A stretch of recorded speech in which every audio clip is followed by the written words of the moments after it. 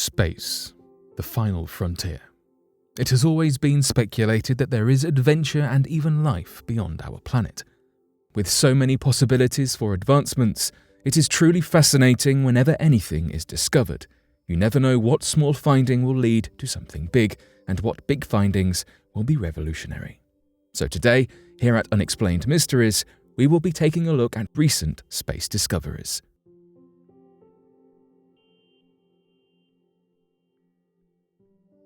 Strange galactic signal coming from the centre of the Andromeda. We have only begun to truly understand the nature of particles that make up space relatively recently, and despite the wealth of knowledge that we have already uncovered, there remains an untold amount that is yet to be discovered. For example, although radio waves and the bodies that emit them have been widely studied, recently researchers noticed a strange pattern of radio waves being emitted from deep within the centre of the Milky Way. When objects emit radio waves into space, they tend to follow discrete patterns depending on where and what they are being emitted from. However, these waves demonstrate no discernible hallmarks of known objects. Ziteng Wang, a graduate student at the School of Physics at the University of Sydney and the lead author of the study detailing the unusual waves, said that the strangest property of this new signal is that it has a very high polarization.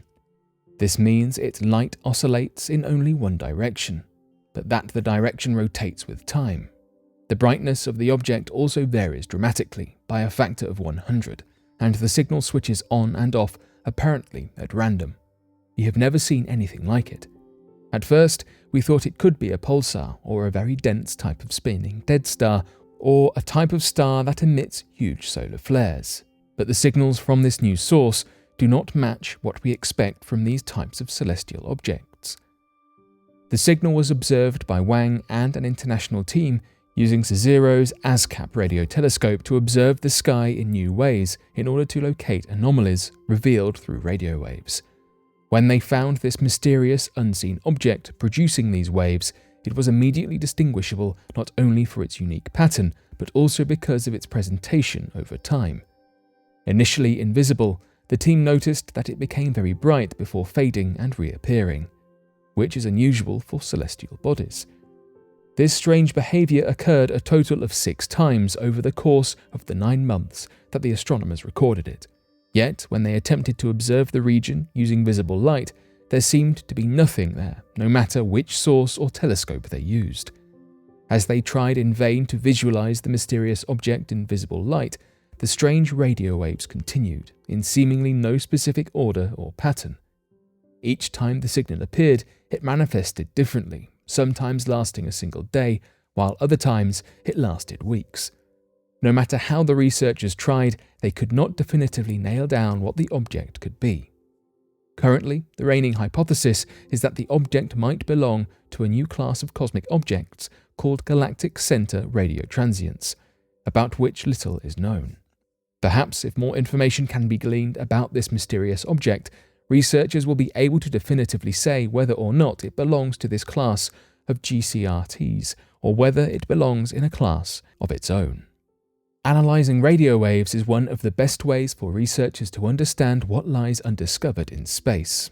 Directly reviewing objects can only get us so far, as there are limits to how far visible light can be transmitted, and more proximal stars and bodies can block out the bodies beyond. It's discoveries such as this one, despite how mysterious it remains, that allow us to continue to gather information regarding the strange and mysterious world outside of our planet. Saturn radio signal puzzles astronomers. Astronomers are feeling a little baffled by the signals they are getting from Saturn. No, this is not angsty dating we are talking about, it's inconsistent radio signals. The northern and southern hemispheres of Saturn are sending natural radio wave signals that differ from one another. Not only that, but over time, Saturn's radio signals, which are regulated by the planet's rotation, change quite dramatically as time passes. This is possibly synchronized with the seasons of Saturn. Fellow gas giant Jupiter gave scientists the false confidence that they understood the radio wave patterns of other gas giants. Saturn is definitely proving them wrong because its radio wave signals are so different. Saturn kilometric radiation, or SKR, are the natural radio waves emitted by Saturn. They cannot be heard by the human ear, but when converted to the audio range we can hear, they sound like short bursts of a spinning air raid siren. But this noise varies with each rotation of the planet. Jupiter's steady radio wave pattern gave scientists the opportunity to measure its rotation rate. Saturn, on the other hand, is acting like an unpredictable toddler when it comes to handing over data that will allow its rotation rate to be measured. Other spacecraft, such as NASA's European Space Agency Ulysses probe and Cassini, collected data that found the radio burst varied by seconds to minutes. In fact, Cassini, which stayed in Saturn's orbit from 2008 to 2017, observed that the radio emissions were in fact a duet and not solo emissions. But the two players in the duet are out of sync. The North Pole radio emissions have a repeat pattern of 10.6 hours, while the radio waves emitted from the South Pole repeat every 10.8 hours. However, even these times are not consistent, and it was shown that over time, Saturn's southern time period made a steady decrease while the northern time increased. Last March, the two came together at approximately 10.67 hours. Since the time of convergence, the southern SKR emissions have continued to decrease, and the northern ones have carried on increasing. NASA's Tess spacecraft has spotted 2,200 new worlds. NASA almost always appears to be at the forefront of space exploration, and Tess has been another successful space mission, giving us more information about what lies beyond our planet. Tess, the transiting exoplanet survey satellite, left us here on Earth in the April of 2018 to embark upon a 2-year space mission, scanning the cosmos for potential planets that lie not too far away. On a monthly basis, this spacecraft made its way to a new set of stars, positioning itself to let us observe the skies. Astronomers back on Earth eagerly awaited the results from Tess as the satellite would scan, searching for a distinctive lowering in brightness of a star. This would indicate that a planet had passed in between a star and Tess. After just 2 years up in space, Tess reportedly discovered 2,241 potential new exoplanets. Scientists will study these candidates and determine whether or not they truly can be classed as exoplanets, alongside numerous other profiles and views of these planets that will appear in a catalogue. Natalia Guerrero, an MIT researcher and lead author on the research paper, said the exciting thing is to look at the map of Tess exoplanets as a kind of to-do list with 2,000 things on it. Whilst this positive attitude is exciting, a 2,000-item-long jobs list is certainly a long one. Where to start? The initial action taken in the creation of the catalogue is the long-winded task of sifting through the observations. Scientists have had to pore through 16,000 targets to decipher which alerts from Tess were planets and which were other outer space phenomena. This revealed a possible 2,241 planets. This results in a whopping number of candidate planets to be explored further, or put on Guerrero's to-do list, all of which have the potential to host alien life forms. The next step in this large-scale research was to run tests that aim to narrow down false positives, further filtering data that could be an indication of a different event in space or celestial body, as opposed to an exoplanet. This eliminated 500 of the candidate planets, proving to have been a valuable exercise. The following actions more closely reflect the already established procedures, dubbing the candidates' planets objects of interest and conducting a series of tests to confirm the planetary status of these newly discovered possible planetary bodies. This procedure is known as confirming the planet. Considerations include the size and mass of the object being evaluated to ensure they meet the minimum requirements to be considered a planet. As of yet, 120 of Tess's candidate planets in the catalogue have been determined to be planets, not due to a high dismissal rate, but rather due to the inaccessibility of often occupied equipment. This catalogue will contribute to the research for decades to come. The vast number of candidate planets to explore, followed by the confirmed planets, gives a goldmine of possible research that can be conducted. Despite a huge range of research to undertake, some planets have prompted more exciting suggestions than others, stealing the spotlight, or rather the starlight, as a series of firsts have been carried out in this unique space exploration. Pi Mensae C is described as a sub-Neptune, with a thick atmosphere, and was the first planetary discovery of Tess. Similarly, TOI 700d is the first planet identified by Tess that is both a comparable and approximately similar size to Earth and orbits in a habitable zone of the star within its solar system, making it a strong contender for a planet that may contain alien life. Then there are other notable discoveries which are independently astonishing, regardless as to implications for alternate life forms. DS Tuc AB has been pinned as one such planet, believed to be 6 times larger than Earth, though only 45 million years old, relatively young for a planet of this scale. Furthermore, LHS 3844b can complete an entire orbit of its star within 11 hours, a much shorter year than ours here on Earth. However, despite this interesting find, it is unlikely anything more than a rock in space will be uncovered here. Tess has plans to continue exploring for another 2 years, leaving scientists the job of connecting the dots, according to Guerrero, as more discoveries are made.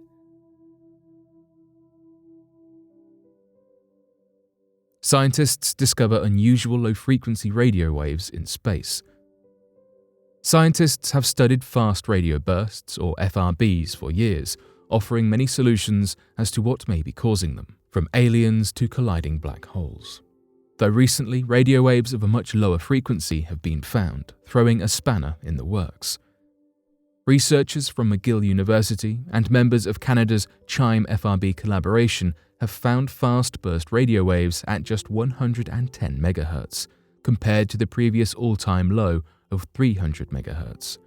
This huge difference eliminates certain sources from the ongoing research and speculation, otherwise low-frequency emissions would simply be absorbed. Some have suggested such a low frequency means a source that is close to Earth. Another piece of the puzzle is an apparent 3-day delay between the apparent emission and their detection by telescope. The leading theories suggest that these FRBs are similar to gamma-ray bursts, the universe's most powerful intense explosions. Another suggestion is that they are similar to radio pulsars.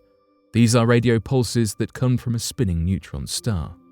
Whilst there is still plenty to uncover on this topic, astrophysicist Bing Zhang says that the mechanisms of producing FRBs are greatly narrowed down. Perhaps in the not-too-distant future we will have some definitive answers.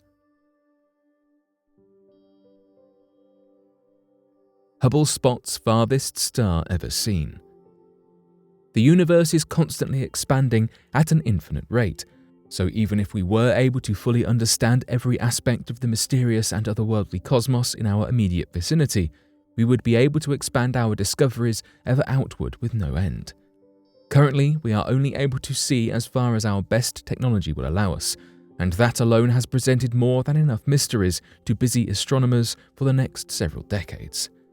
Yet recently progress was made in the progressive march onwards and outwards as the famous Hubble Space Telescope spotted the farthest star ever yet seen. This record-setting spot of distant light was also the earliest star ever seen, having shone almost 13 billion years ago, only 900 million years after the universe was conceived in the Big Bang. Despite our best efforts, individual stars such as this one are often impossible to make out at such a distance due to their small size when compared to the vastness of space and the overpowering brightness of surrounding galaxies. The Hubble Space Telescope team was able to apply Einstein's theory of general relativity, which helps to explain the way that gravity bends light passing through space, in order to use an intervening galaxy cluster as a magnifying lens of sorts to amplify the much smaller star in the distance. Brian Welch, a graduate student at Johns Hopkins University and the author of a paper describing the study, told the New York Times that it was an unexpected surprise to find something so small. As the Hubble Space Telescope team has been surveying 41 galaxy clusters, Welch conceded that when you look at a bunch of really massive galaxy clusters, there's a good chance that you can find some really highly magnified objects behind them. Using a galaxy as a magnifying glass is not as easy as it sounds though, as the light is stretched in an arc, with ripples and bright spots that distort the objects coming through. Astronomers attempting to use this method must try to line up the distorted ripples with points of light according to the frequency of their wavelengths to make sense of what lies behind the galaxies. The discovery of a single star during this chaos is rendered even more amazing. The new star, which was nicknamed Earendel, appears as though it will be aligned to be magnified by the galaxy cluster for the next several years at least, giving astronomers plenty of time to study the components of the oldest and farthest star yet discovered. During this time, researchers hope to be able to use the brand new James Webb Space Telescope, which was designed to gather light at longer infrared wavelengths, to measure the brightness of the star across a spectrum of wavelengths to determine the temperature of the new star. This will allow researchers to definitively say that the star is indeed a star and not another faintly glowing object far in the distance. This information could tell us a great deal about what stars looked like in the early days of the universe, a time period that we know very little about. NASA plans to destroy the International Space Station in January 2031. All good things must come to an end, and it seems that NASA's famous International Space Station is not exempt from that list. It was always known that the ISS, which was launched into orbit in 2000, would not live forever, and that it must one day be retired. But NASA recently released a statement detailing how they plan to deal with the massive orbiting structure, which is over 100 meters from end to end. As it turns out, its fate is not so surprising, as it will be deorbiting into Point Nemo, a remote location in the southern Pacific Ocean, also known as the Spacecraft Cemetery because of the number of spacecraft and satellites that have plunged into the waters there. This location is so popular for good reason. At over 2,600 kilometers away from land, it is one of the most remote locations in the ocean and has served as a graveyard for over 250 fallen pieces of space debris. Its remoteness makes it an ideal target for things intentionally being taken out of orbit, as there is a much larger room for error and an incredibly low probability of coming into contact with humans on its descent. It will certainly be the end of an era for the ISS once it finally completes its 31-year tenure as a premier space lab and observatory. Continuously occupied by astronauts for over 2 decades, it has been a key glimpse into the expanse of space that stretches beyond our atmosphere, and its value to the scientific fields cannot be understated. There is no doubt that decades orbiting the Earth takes its toll, and the International Space Station is clearly showing its age. The astronauts on board are always alert for leaks, cracks, and other signs of structural failings, especially as they depend upon the station for everything from air to gravity. Additionally, the ISS is increasingly vulnerable to space junk, especially as a piece of debris as small as a chip of paint can make huge impacts, like cracking windows or destroying the robotic arm. But, always looking to the future, NASA has announced that it will award commercial contracts for the construction of the International Space Station's eventual replacement, which will greatly expand the possibilities and usefulness of its famous predecessor. Billionaire-owned companies such as Blue Origin, SpaceX, and Voyager Space have all been speculated to be vying for the elite contract. There is no doubt that the groundbreaking impacts of the ISS have had huge benefits for our understanding of space travel, microgravity, and space exploration. Cryovolcanoes on Ceres. In the main asteroid belt that sits between Mars and Jupiter lies Ceres, the largest of the asteroids. Ceres, first discovered in 1801 by Giuseppe Piazzi, was originally classified as a planet. This was until other large objects were discovered in the same neighborhood as Ceres. Astrologists at the time realized they were looking at a new type of object in space, so the term asteroid, meaning star-like, was first coined to describe these new objects. In the 1860s, it was widely accepted that these large asteroids had major differences to the planets we know, but a specific definition of planet was never formulated. At the 2006 Pluto debate, it was discussed the specific criteria that had to be met in order for an object to be considered a planet. Had it not been for a modification to this criteria stating the planet must have cleared the neighbourhood around its orbit, Ceres would today be the 5th planet from the Sun. Obviously, due to the asteroid belt it lies within, Ceres is not classified as a planet but a dwarf planet and an asteroid simultaneously. Now, whilst the controversy surrounding Ceres' classification is certainly interesting, that's not what we're going to discuss today. Ceres itself is home to something much more fascinating. Since early 2015, NASA's Dawn spacecraft has orbited the icy world of Ceres, examining its surface closely. It wasn't until quite a few months had passed that the Dawn would observe something so fascinating but so bizarre at the same time. It was a 13,000-foot tall mound closely resembling what we know as a volcano. Scientists named it Ahuna Mons. In 2016, it was confirmed that Ahuna Mons was indeed a volcano, but not your average volcano, a cryovolcano. A cryovolcano is, as you can imagine, a volcano, but with a twist. Instead of releasing molten rock or lava like the volcanoes we have on Earth, a cryovolcano erupts water, methane or ammonia. The water and other gases released often turn into a solid form once exposed to the low temperature surrounding the volcano, hence the more colloquial name ice volcanoes. These eruptions are referred to as cryomagma or cryolava. During eruption, they are liquid but are also released as a vapor. Cryovolcanoes are thought to be able to form on moons and asteroids that used to have an abundance of water. The reason Ahuna Mons erupts water and other substances rather than magma is simple. The temperatures on Ceres are simply too cold to melt rock, but warm enough that ice can melt. Ahuna Mons was only able to be understood more when scientists examined mineral salt, likely the product of a cryovolcanic eruption, inside the Okator crater found it had origins in Ahuna Mons, which in turn relates both fascinating natural structures. The Okator crater is 57 miles across and as deep as Ahuna Mons is high. The large impact that tore the giant Okator crater into the surface of the dwarf planet must have originally started everything and triggered the later cryovolcanic activity, says Andreas Nathus, framing camera lead investigator for Max Planck. After this event, rock around the planet reshuffled and moved up towards the surface. The change in pressure allowed water and dissolved gases to escape that would eventually form a volcano.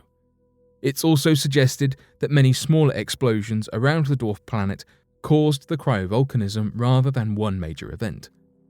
Cryovolcanism isn't exclusive to Ceres though, as it has been spotted on Enceladus, one of Saturn's moons, Europa, a moon of Jupiter, and Triton, Neptune's largest moon. Cryovolcanoes are a fascinating insight into the wonders of the universe and things we couldn't even imagine being possible. Holm 15A Black Hole. Whilst it may not be the most massive of black holes, the Holm 15A black hole has a very interesting backstory and is by no means a small black hole. It's essentially the second most massive black hole in the entire universe. Whilst observing the Abell 85 cluster, the Max Planck Institute discovered something truly incredible. The Abell 85 cluster is a collection of around 500 galaxies, but what we're interested in is what lies at the very centre of this cluster of galaxies, the Holm 15A galaxy. Early calculations from scientists indicated that the centre of the Holm 15A was much more dimmer than it perhaps should have been when taking into account the astronomical mass of the stars that are located within the galaxy. All of this indicated that there was something different about Holm 15A's centre. Well, it turned out to be a black hole, but not just any black hole. After attempting to measure the mass of said black hole, the scientists discovered the estimates were much larger than first thought, and in fact, this black hole, now dubbed an ultramassive black hole, has a mass of around 40 billion times that of our Sun. That is a staggering number, and there's no real way to comprehend something of that scale. However, it is fascinating nonetheless. You might be wondering how something as massive as this ultramassive black hole could even exist within a galaxy, given the size of our own. Well, Holm 15A is a giant galaxy known as an elliptical galaxy. An elliptical galaxy is formed when a spiral galaxy, such as our own, the Milky Way, merges within another spiral galaxy. It goes further though, as this newly formed elliptical galaxy can then merge with another elliptical galaxy, creating an even bigger galaxy. When these galaxies merge together, the black holes in their centers can also merge, and exactly like the galaxies themselves, create an even larger black hole. When these black holes collide and get larger, it can push stars away, forming the darker center. This is how scientists discovered the Holm 15A black hole. Whilst the Holm 15A black hole is the most massive in the nearby universe, being only 700 million light-years away from us, the previous entry on this list actually trumps the Holm 15A ultramassive black hole.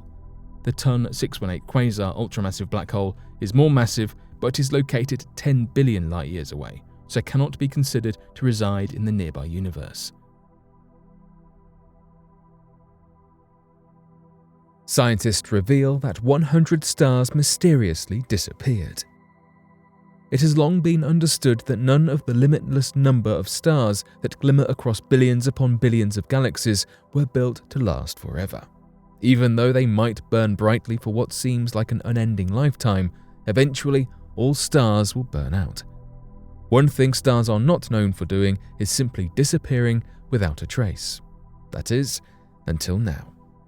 Recently, scientists working with the vanishing and appearing sources during a century of observations, or VASCO, compared images of the sky taken over 70 years ago to current images. Although stars do eventually burn out and fade, they have lifespans of around 10 billion years, so researchers were not expecting to see much variation between the decades-old images and the placement of stars in the current sky. Surprisingly, they identified at least 100 stars that were clearly visible in the older images that were absent from modern-day photos in results that were published in the Astronomical Journal. So, what could possibly be behind the differences noted, and what could have caused such a large number of the seemingly unchanging pinpricks of light in our night sky to disappear entirely? Well, the short answer is that the researchers are not quite sure yet, although some suspect that the solution might provide valuable information to the search for none other than extraterrestrial life, while others take a more conservative approach and hypothesize that the discrepancies were merely short-lived flashes caught on film. When stars finally come to an end, they tend to expire in a massive burst of light that we would undoubtedly be able to trace back to some point in the intervening years, meaning that there has to be some sort of intricate or astonishing explanation as to why so many stars could simply disappear without a trace. This means that uncovering the reason why these stars were able to slide peacefully from our view could potentially have major ramifications for our understanding of the cosmos that surrounds us. Currently, many believe that there may be an as yet undiscovered way that stars perish, resulting in this quiet decline. But researchers with the Search for Extraterrestrial Intelligence, also known as SETI, have proposed that these missing stars could possibly signify the centers of advanced alien civilizations who blocked their suns with solar panels. Although this latter reason might sound slightly far-fetched, SETI researchers concluded long ago that intelligent alien life forms wouldn't be easy to discover and might even be in a downright absurd location. Eager to solve this burning dilemma, researchers dove deeper into the data of the missing stars, cross-referencing light sources and the locations of the missing stars in order to hopefully uncover a clue as to what might have caused so many disappearances in the intervening years, and to ensure that all of the missing pinpricks were actually light sources like stars and not simply transient bursts or errors within the image. This process was a painstaking one that involved carefully studying over 24,000 discrepancies, but researchers now know that the 100 identified missing light sources were indeed not artifacts. Regardless, the answers that scientists are searching for still lie rather far off, as much more study is needed to get to the bottom of what could have caused these disappearances. Were they simply imaging anomalies, or could they point to an alien civilization or several lurking within the cosmos? Only time will tell.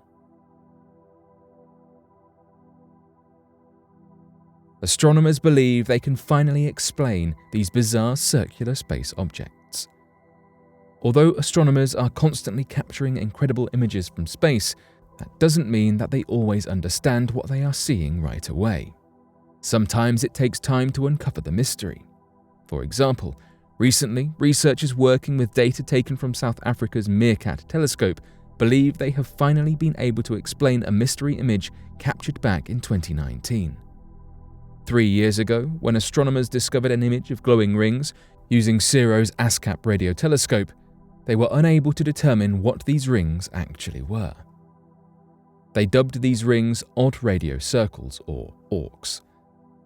Using the Meerkat data, astronomers now think that these AURCs are most likely vast explosions of hot gas centered on a galaxy that was previously undetectable.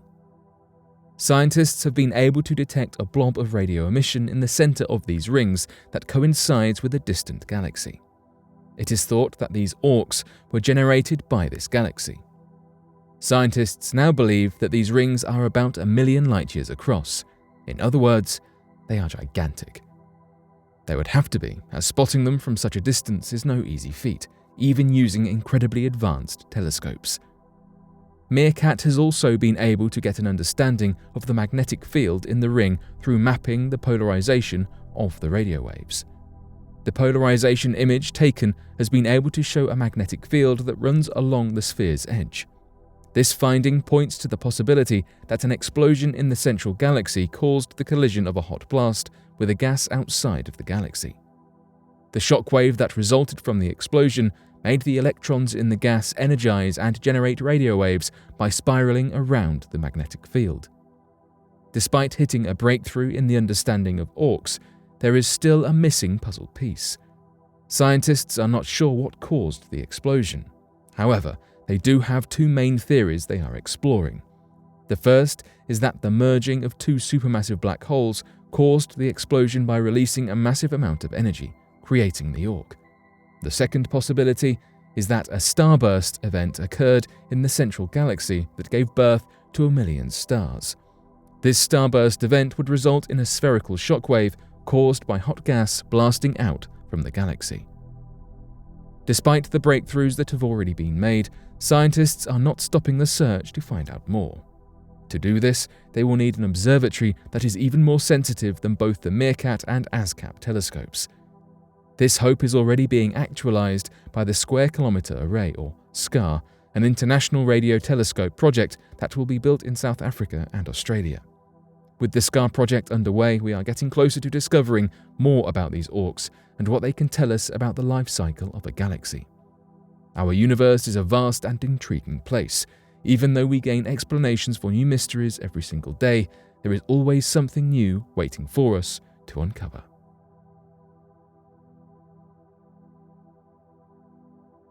But what do you make of these recent discoveries?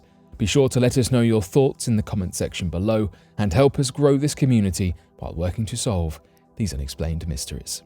Thank you for watching, and don't forget to subscribe for more videos.